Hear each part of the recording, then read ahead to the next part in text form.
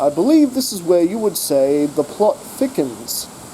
Hey guys, DB right here, and today I am back covering with some more What If Bulma Became a Z-Warrior? The one what if that I intend to keep doing every day until the beginning of next month. In other words, the new year. So, whether or not I finish this story before the new year or the new year hits, it's going to be What If Bulma Became a Z-Warrior all the way through. You might get the odd extra video from some story, coming out in one day that I've already pre-scheduled or something. But other than that, it's What If Bulma Became a Z-Warrior all the way. So with that, let's get straight into this. Now, Bulma and Goku and friends had managed to defeat King Piccolo. Not just Goku and Bulma alone, it was the entire Dragon team up to this point. You had Tien, Chaozu, Yamcha, Roshi, and even Krillin, who managed to survive this time around, set a trap for King Piccolo, and King Piccolo walked straight into it. The whole, I'll take on anyone and get their Dragon Balls and get my eternal youth because I'm King Piccolo. No one's stronger than me. I'm King Piccolo. Did I mention I'm King Piccolo? Yeah, that whole thing.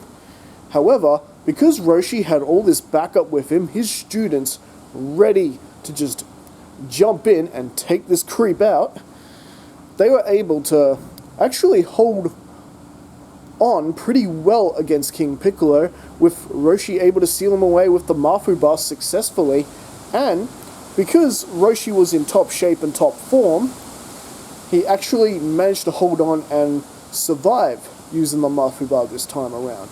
He didn't end up dying. He wasn't beaten up or weakened by King Piccolo prior. So he was able to hold on. The world was saved. Any damage that King Piccolo did before that was undone.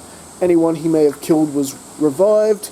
And Bulma and Goku got to train together for 3 years, which was very beneficial to the both of them. Both of them got stronger in this. Both of them got stronger with their 3 years of Kami. Goku, who's pretty much about 600, something like that, so about double his power, while Bulma is not too far behind him, about on a solid 500. And because Goku had company, they were both able to survive the Room of Spirit and Time a bit longer, and Bulma was able to help Goku out with the studying side of everything. Whenever Popo would make Goku read a book and things like that. And because of that, Goku learnt more in that way. And well, this pretty much makes this version of Goku a smarter person than what he is in the original. Which, let's be honest, Goku needs all the help he can get when it comes to being smarter and more, as well as social skills. At the very least, he does know what a wedding and what a kiss is. And well, now we are continuing with this with the 23rd Tenkaichi Budokai. And as mentioned before, Bulma and Yamcha have split up. Bulma is, as it turns out, she's more interested in Goku now. After all, 3 teenagers alone on the lookout, something was bound to happen. And well, it's not like Bulma never had feelings for Goku. She always thought, in the back of her head, like that one time on Namek when she realized that maybe she let that one get away. She actually said that on Namek during the Namek Saga. Anyways, not the point. The point is, Bulma and Goku are actually now a thing. And Yamcha wasn't too broken up about it. They've been sort of drifting apart for years. Bulma pretty much was more interested in, working on her inventions, and whenever she wasn't doing that, rather than going out on dates with Yamcha, it was training. Whether to get better than Goku or get better than the boys or whatnot, they just sort of drift apart in that sense. So it was more of a mutual breakup than just a straight up dumping from Bulma. And well, Goku's always more than happy to hang out with Bulma, and because of this, he actually does take a bit more of an interest in her inventions and things like that. Anyways, with the 23rd Tenkaichi Budokai now happening, and no, Piccolo Jr. this time to give us a bit of a threat in this end of the story, it's basically a nice friendly competition. Even Jackie Chan is excited to take part in this to see if his students can finally surpass him. And well, how long does Jackie Chan last in the tournament? He's actually beaten in the preliminaries, not by any of his students. Now you can imagine that Goku, Yamcha, Krillin, Bulma, Tien and Chaozu managed to get in. However, Master Roshi did not. He was eliminated by a mysterious fighter known as Hero. And Hero did try to beat Roshi with those his ridiculous antics of him pretending to be an absolute klutz and an idiot. But Roshi wasn't fooled by this after all. After all, they don't call Master Roshi the Invincible Master for no reason. And it ended up an all-out fight in the preliminary rounds between Jackie Chan and Hero, with Hero getting the win. But to be right, why would Kami be disguising himself as Hero for this tournament? There's no Piccolo Jr. here. Why is he even doing here? What are you doing? Why can't we have just Jackie Chan in the... Ah! Well, I thought it would be cool to still have Kami take place in the tournament, because, well, he's quite rather fond of Bulma and Goku, and this would be like a rite of passage for the two. You know, just have a friendly tournament, see if they can beat him as like, sort of like a final test. Just Kami wanting to test the fruit of his pupil's labours, I guess you could say. So, with that in, the combatants are set. And well, like Chaozu was also eliminated during the preliminaries, I forgot about that. And of course, Tau was the one responsible for that, Cyborg Tau. You'd think that would be against the rules. You know, he's got hard metal robotic parts on him. He shouldn't have even been allowed to enter the tournament. Anyway, obviously that he was allowed for some reason. So, with that, we get the battle between Tien and Mercenary Tau, and that plays out exactly like it does in the original. And basically, from there you get Goku versus Anonymous and in Chi-Chi, and the same thing happens like it does in the original. Goku not remembering who Chi-Chi is, and basically Chi-Chi, unfortunately, after losing to Goku, revealing who she is and why she was there and what her intentions were, Goku unfortunately had to turn her down. I'm sorry to tell you this, Chi-Chi, but I'm kind of in love with someone else. Points to Bulma, and Bulma is just so star-stricken that Goku picked her. You know? So this time, not this time, does Goku get away from her. Not this time. And well, and don't worry about Chi-Chi, because there's a certain someone else there that she has met before, had sort of feelings to. In fact, if Goku hadn't have turned up, she might have easily been infatuated with him. And that person is Yamcha. And let's be honest, this is probably a more beautiful pair, that match. After all, considering what Yamcha does a few years from now in the future, at least Yamcha will have a career. Talking about the baseball thing, people. And, so, moving right along. Now, after that you get Krillin versus Bulma, with Krillin thinking he can get the win over Bulma, since Bulma's basically all still starstruck that Goku's has basically picked her. But yeah, it doesn't go that well for Krillin. After all, Bulma's a lot stronger than he is. And, almost being, like, being trained with Goku, her movements and fighting style is a lot like his. And, Roshi, who's now watching in the, spectator's seat, realizes after watching Goku and, Bulma have their fights in the tournament, their moves are very similar, and they're quite similar to how Hero was moving. So Roshi's standing there all serious, just going, "So Hero, who are you really? And well, it's still a pretty good match between Bulma and Krillin. Bulma's pretty much going easy, and if you're asking whether she's wearing weighted clothing like Goku, yes she is.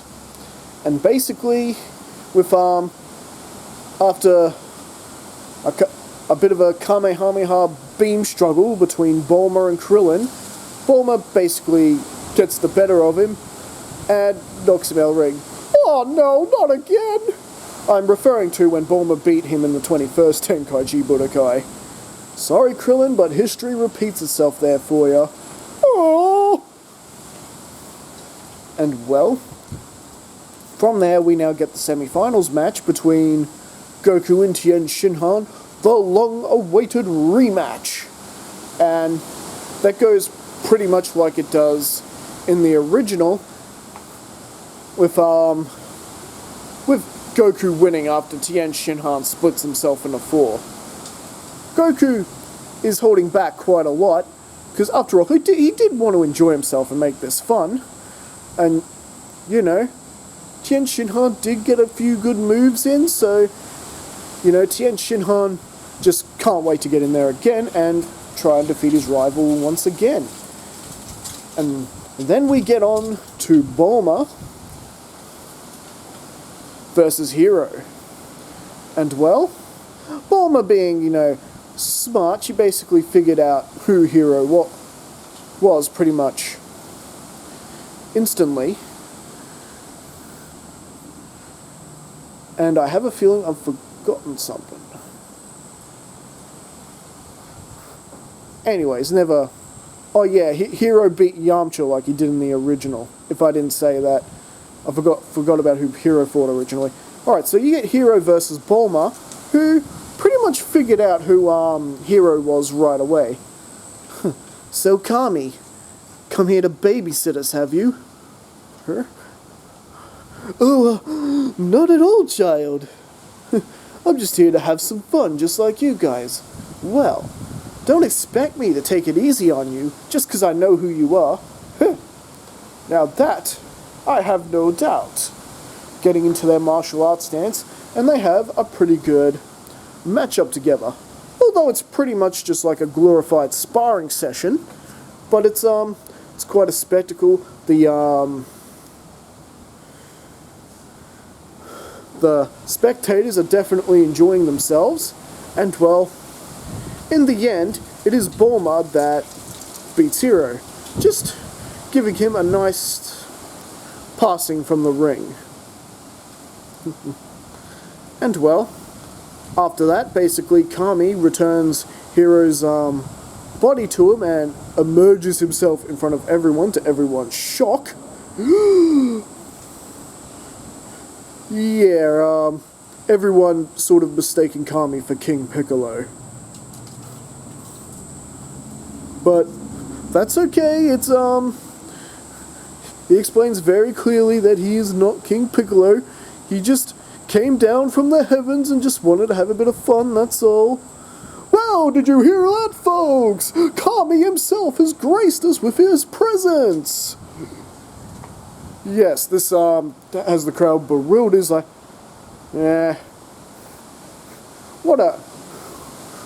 what an annoying publicity stunt, some of the crowd's thinking, that this whole thing was just some sort of publicity stunt. Anyway, so, with that, you get Bulma facing off with Goku in the finals, and it is quite the epic match. Bulma and Goku go all out in their fight, and it's quite the struggle. They're bruising, they're bleeding a little bit. They're really giving each other, what? And these two are going to get married? Damn, if this is what loving each other looks like, I'd hate to see them hating each other. But, in the end, you'd probably guessed it, Goku would go on to win the Strongest Under the Heavens, and finally achieve his goal of winning the World Martial Arts Tournament, like he does in the original. A few months later, he and Bulma would be married, and you're probably wondering if Bulma's going to move into into Goku's house in Mount Paozu, or whether or not Goku lives at Capsule Corp. Goku would be moving into Capsule Corp. However, Bulma does understand that Gohan's homestead means a lot to Goku, so she went there and gave it a little bit of a Capsule Corp touch, and turned it into their home away from home, like a vacation house. Somewhere where they could go to train, go all out without disturbing anyone in the city, and just somewhere where she can go to get away from it all. It wasn't a bad idea to have to have that area, especially when her parents are driving her nuts. And so, before we get into the 5-year time skip, before Raditz shows up, the marriage between Goku and Bulma is, in my opinion, a lot better one than he has with Chi-Chi. Just for the fact when they have their little Gohan, and yes, he is named Gohan, just like it was from the original when Goku married Chi-Chi, we do have a little Gohan running around. Now, if you think that Bulma is anything like Chi-Chi and wouldn't allow Gohan to train with Goku, you're actually dead wrong, because Bulma likes to train and better herself as a martial artist as well. So really, as a wife in this timeline, Goku really hit the jackpot with her. She's a brilliant scientist, she's smart, she's a martial artist, and a martial arts rival to Goku. So, really, he's got the whole package there. And with Gohan, who has interest in training himself, the whole family can train together, get stronger, and grow better as a family and bond. Much like how Saiyans do. But, not that I'm saying Bulma's a Saiyan, but you know what I mean. Gohan is half Saiyan. So fighting is simply in his blood. It's unavoidable. I don't know what Chi-Chi was thinking in the original. But if you think that this means that Gohan is not going to have an education, remember that Kid Trunks from the original is a very smart kid. So was his future version. You know, being raised by Bulma, you're going to get an education, and a mighty fine one as well. Even Goku would sit in and join in for the education. After all, as we know, he needs all the help he can get when it comes to being smarter. And it's kind of funny to see Gohan, smarter than he is, getting all the answers right, where Goku's struggling with it. So definitely a bit more of a family dynamic here. And because of Bulma's ingenuity, and just remembering how it felt in the Room of Spirit and Time when she trained with Goku in the Room of Spirit and Time, she actually built a gravity chamber. Yes, we get a gravity chamber earlier than we do in this timeline than we do in the original. Now, if you think this is going to boost Goku to be freakishly strong when Raditz, Nappa, and Vegeta get in the story, actually no. This isn't too far away now from when Raditz actually makes his appearance. But Goku will get a couple of months in there, and because there's no immediate threat to the planet Earth, at least at this point, unknowing to him that his brother's on his way at the moment, he and Bulma are taking their time with the grav chamber. They're going from gravity to 2 times stronger to Earth, and going up 3 times stronger than Earth, going up really slowly. After all, you can't give 10 times gravity to Bulma straight up. She might be squashed like a pancake, you know? And there's little Gohan to consider as well. So, Goku would struggle with just the 2 times gravity, but it'd feel like You know, it'd feel like he's punching with a few weights in his hand, something like that. So it's not too strenuous, but it's enough to make him stronger nonetheless. And, well, then comes time for the great big reunion at Kame House, which is actually yearly because they pretty much see each other all the time, because Bulma does not want her husband to not socialize with her friends and everything. In fact, Bulma and Goku go to Yamcha's baseball games together, which they get to see Chi-Chi all the time too. So really, Goku has quite the social life in this story, which, quite frankly, could do our hero some very much good. And so, with that, and the reunion at Kame House, where everyone shows up this time, including Tien Shinhan and Chaozu, well, it's about to be spoiled when a certain Saiyan interrupts the party. Now, because there's no Piccolo Jr., obviously Raditz doesn't pick a fight with him first. He goes straight for the highest power he can detect, and he is shocked when he's like, "What? There are 2 power levels, almost as strong as mine. What's going on here? Kakarot was only a power level of 2 when we sent him here. It can't be him, can it? But it must be." And well, as he shows up, he does indeed spot his brother Goku there, and he's like, "What's going on here? You're supposed to eradicate all life on this planet. Why haven't you done this mission yet? I want answers." And well, I think at least for right now, this is where we'll actually leave things. So what do you guys think? Did you enjoy this story? How are things gonna go with Raditz showing up now? After all, Goku is stronger than what he was in the original. And Bulma? Oh man, Raditz, I don't think you want to mess with a Z warrior powered up Bulma. Well, we shall find this out next time, as in tomorrow. And don't forget to like and subscribe to the channel, and of course leave your thoughts in the comments below. And I will see you guys again next time. Alright then, I'll catch you later.